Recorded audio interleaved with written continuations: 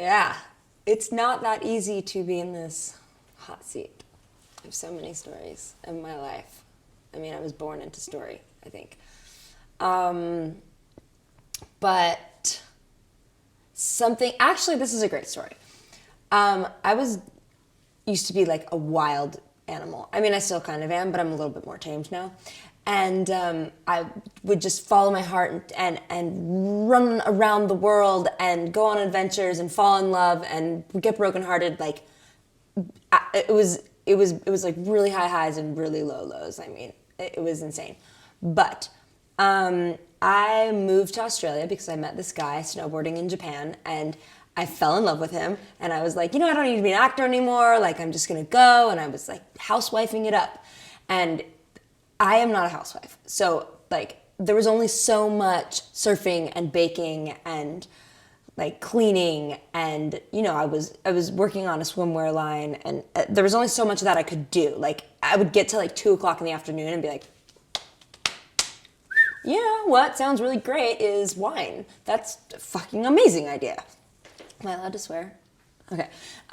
So I just like was having cheekier wines like earlier and earlier and earlier in the day because I was just like, I was bored. Like if you live in New York City, because it's the greatest place in the world, like you go somewhere else and you get bored. There's no like energy, there's no people. Like I would walk everywhere and people would be like, why don't you have a car? And I'm like, because I'm a pedestrian. What do you want to talk about it? Like, so anyway, I'm in Australia and I'm living this life, and this man that I'm madly head over heels in love with, I'm sitting at the computer in our office working. I'd been there for about 6 months, and on his iMessage pops up a message from someone else, and it's a photo of me from my Instagram account, and it says, "I didn't know you had a girlfriend," and I'm like, what? Looking at this like message, and he answers, and the bubble pops up, and he's like, "I don't." And she says, "Then who's this?" And he says, "Oh, that's just some random girl." And meanwhile, this is going on, and like one would be like devastated, and I was like, I was like watching it like it was a movie. I could have had popcorn at this point in the day. I was like, oh yeah, what else is gonna be going on? Oh, yes, okay. And he basically told her that I was like a random girl that he met and he hooked up with, that like didn't get the point, that just showed up one day and was like making it seem like it was more than it was. And I'm like looking around the house that I live in. I'm going like, wait, did I make this up? Like, have I been drinking too much wine? Like, is that actually what happened? And it wasn't. And then I went crazy and I was digging through emails and I found like a whole other life. Like, I literally found that this man that I was so in love with, that I spent every day with, was having like a double life. And it wasn't just with this one girl. It was with like 5 other girls and a prostitute. Okay? Like, I'm just like, and meanwhile I'm thinking, I'm like, but I mean, like, what? And he would do it every time I would leave. So then I was like I would have to leave for visa reasons or something. And like every time I'd leave, he'd like hang out with someone. So anyway, I was devastated, but I was like, I need to keep my ducks in a row. Like I can't like blow up on him and thrash this place because I'm in another country by myself. Like I need to like make a plan I need to make an exit strategy, because one thing I am not is stupid. No. So I waited for 4 days and he just acting like it was normal. And I just remember the final day that I like got all my shit together and I could finally like make a plan. I really wanted him to tell me, no, I love you, please stay, like, you know, what you want to hear. And I said, is there anything that you want to tell me? Like anything new? Do you have any trips planned or anything? And he was like, no, not really. And I was like, really? No, none? Not at all? And he was like, why? And I was like, oh, because I was thinking of going to Hawaii in November. And I said the dates because I found out that he had bought a ticket to Hawaii. And it just all came out. So it was like thunder and lightning, big dramatic like meltdown. Like I had a full meltdown. I was so heartbroken, and it's sad. Now I look back and he was totally wrong for me. And I'm so lucky to get out of that situation. And he's a great guy. And he ended up marrying the girl that he cheated on me with. because, I mean, if you're going to cheat on me with someone, you better make it count, okay? You better be true love. But, you know, we weren't matched as far as, like, the future and, like, whatever. But I was devastated. Like, I didn't know what I was going to do. I had, like, thought that I was done with New York and acting, and I was just, like, a shell of a human. I mean, it was a really, really sad time in my life. I mean, I didn't eat for, like, weeks. My friend calls me up and says, "What are you doing right now?" And I was like, dying. I'm dying. She said, "Well, I'm putting together a dance troupe to go to Ethiopia. Do you want to come?" And I was like, sure, why not? The next day, in my inbox is a business class ticket to Ethiopia. I just have to get to Toronto. So I fly from, I flew from Honolulu back to New York, got a bunch of shots, and then flew to Toronto. But the day that I left Honolulu, I went surfing in massive waves. Like, I shouldn't have been out there. And I almost drowned. And I was like, what is going on? Like, I was like, you're trying to kill me? Like, I feel dead inside. Now you're smashing me. Like, I had one of those moments where you say, okay, this is the last breath in your life. And that's it. So take a deep one and chill the fuck out. That's basically what happened to me. Because I'm a really good swimmer and I surf and I can hold my breath for a long time. But, like, I like, kind of came to that, like, meeting of my end, my demise at that point. And I was like, all right. And so I, like, get washed up on shore, and then I'm, like, bleeding, and my board is broken in half, and I'm just like, I felt nothing. It was weird. It was so weird. But I had to go to the airport to catch this flight to go to Ethiopia. So I'm, like, waiting to go. I get to Toronto. I like, meet all the girls, and I'm sitting there, like, just going, like, wow, the past couple days have been kind of crazy. This is August. Who knew? It's like, So I get on the flight. I go to Ethiopia. And this whole dance, we're supposed to perform. It's supposed to be paid. It's like, I got nothing else to lose. We get to Ethiopia, and they won't let us in the country. We are detained. And I was like, well, this is off to a smashing start. You really planned this out. Meanwhile, I'm, like, chain smoking cigarettes and drinking coffee because I'm just, like, a manic wreck. Like, I'm just, like, I don't even know where I am, and I give absolutely zero fucks about, like, anything at this point. I'm just like, yeah, okay, now I'm gonna die in Ethiopia. It's fucking awesome. So we get out of the airport somehow, and we get into this giant Hummer with this Ethiopian rapper who is, like, supposed to be, like, we're supposed to be his backup dancers, and he takes us to this dodgy as all hell motel. Like, I swear to God, it was terrible. Like, it was so bad. I didn't take any of my clothes off or my jacket off the entire time I slept in them, in my shoes. And, like, the whole time I'm like, aren't we supposed to be performing? Like, what's going on? And it was shady. And it was super shady. And every time we'd get picked up in this, like, massive Hummer with dudes. And they had fucking guns. Like AK-47 type automatic weapon guns. And I'm just like, but unscathed. I'm still going, like, life. This is normal. So we go to, like, the embassy. We can't get past it, like, visas or something to perform, so we're not allowed to perform. We're staying in this dude's house now, and his whole family's there, and it's this big compound, and we're, like, walking around this dodgy neighborhood in Addis Ababa, Ethiopia, which, like, I have never felt more unsafe in my whole life, and I do a lot of shady stuff. And I'm like, this is terrifying, like, terrifying. And so they take us out to the country. So we go out to the country, and I'm finally, like, at my wit's end. And I haven't eaten anything because for some reason I'm allergic to this spice called berber. And all I'm doing is, like, trying to eat, like, I don't know if you know what injera is, but it's literally like a dirty diaper bread that's, like, moist that you scoop up other mashed things with. And I'm like, I just want a fucking fresh vegetable. But mind you, I'm depressed and emotionally distraught from like my breakup, so I haven't really eaten much.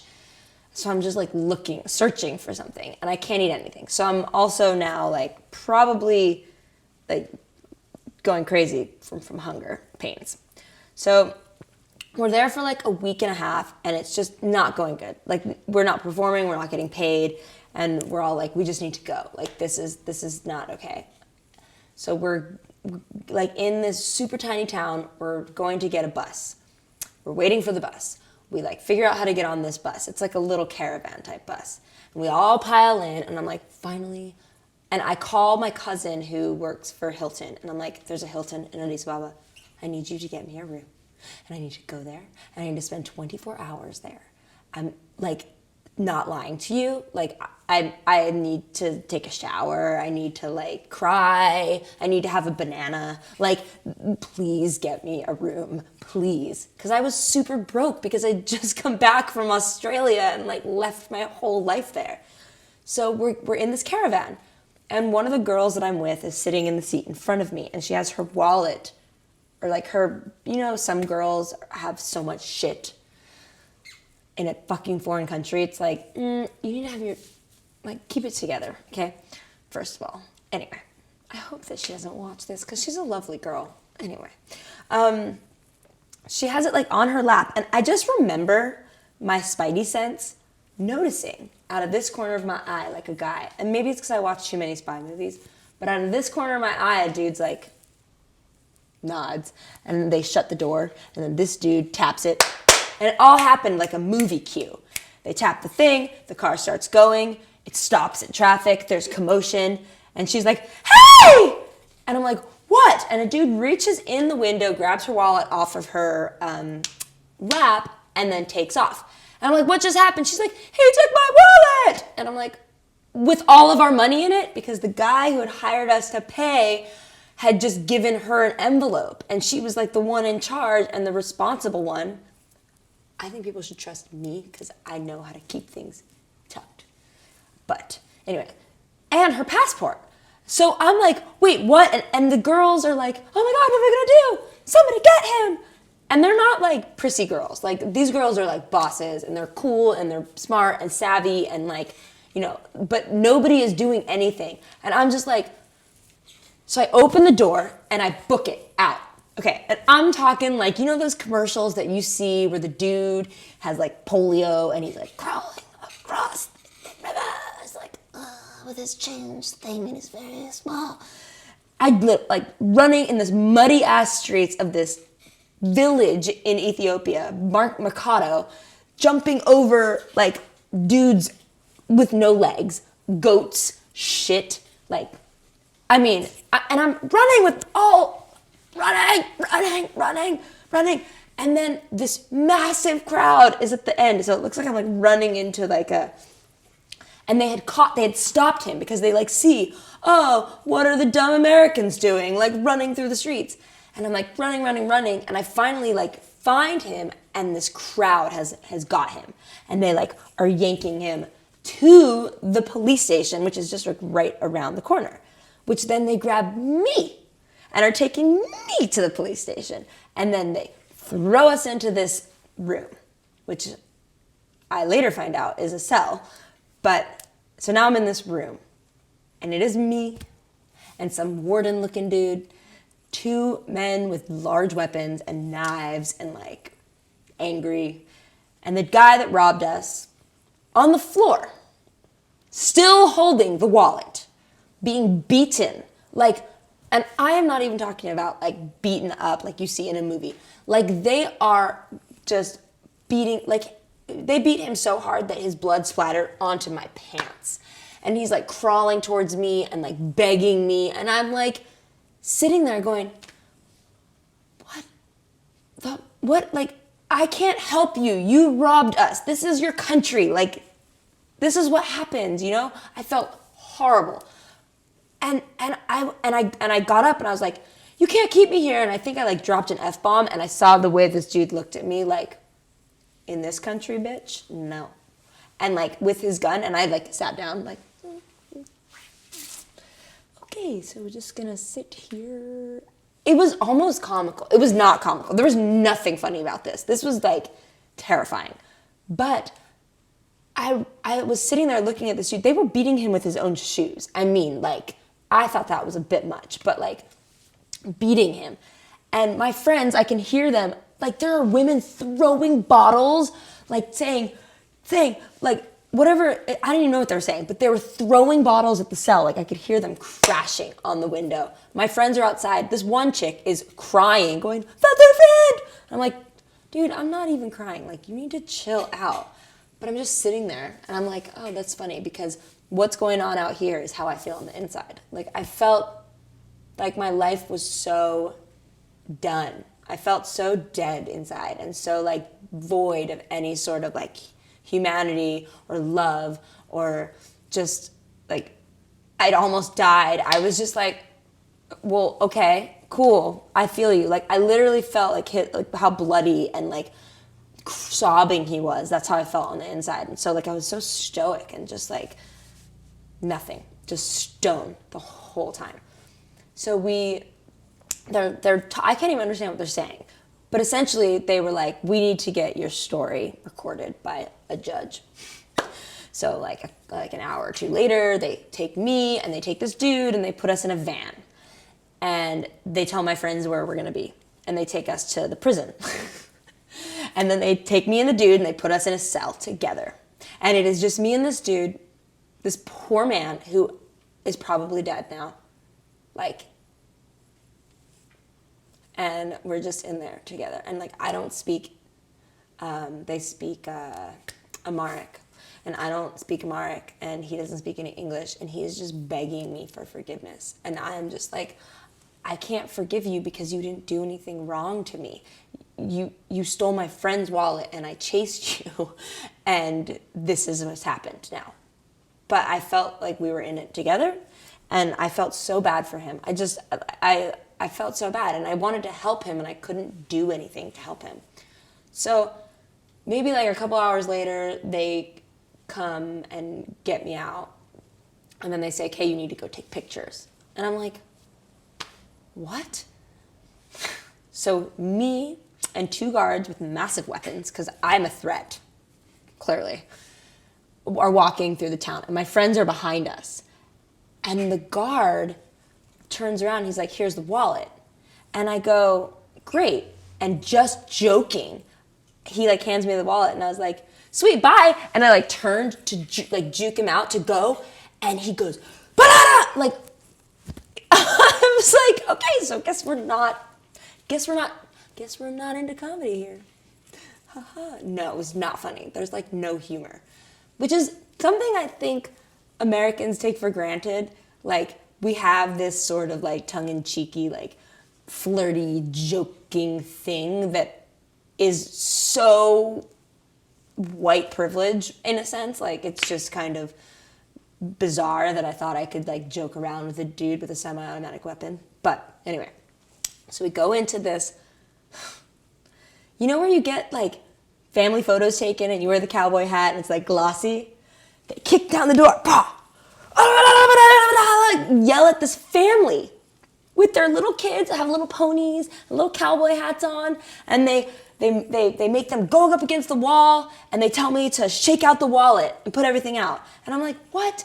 So I obviously turn all the credit cards over and all the IDs over, and they like take a picture of all the stuff. They make me put my hands next to it. They make me lay down next to it. And I was like, do you think I can get a copy of these? No, we're not doing jokes. Okay, great, I'm fine. My friends are still outside fucking crying. And then they take the pictures and they point them at the guy to develop, and they go da-da-da-da, and he like takes the card and he goes and he puts it in and he prints them out, and they like come out, and they give it to the guy, and they just look at me and they say, bye, and they walk away. And I'm just standing there. This family is crying, children crying, and I'm just standing in a photo studio, like, and the guy's like, do you want the picture? And I'm just like, what?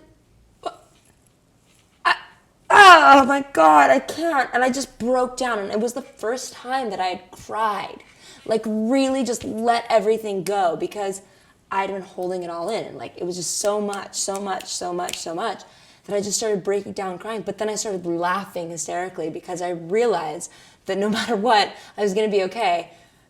for some reason, like, it made my breakup and my devastation and my soul so, like, minor.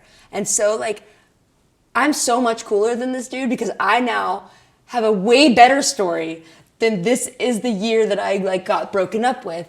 This is the year that I went to Ethiopian prison. And it's amazing. So that's my story. And I'm happy to share it with you.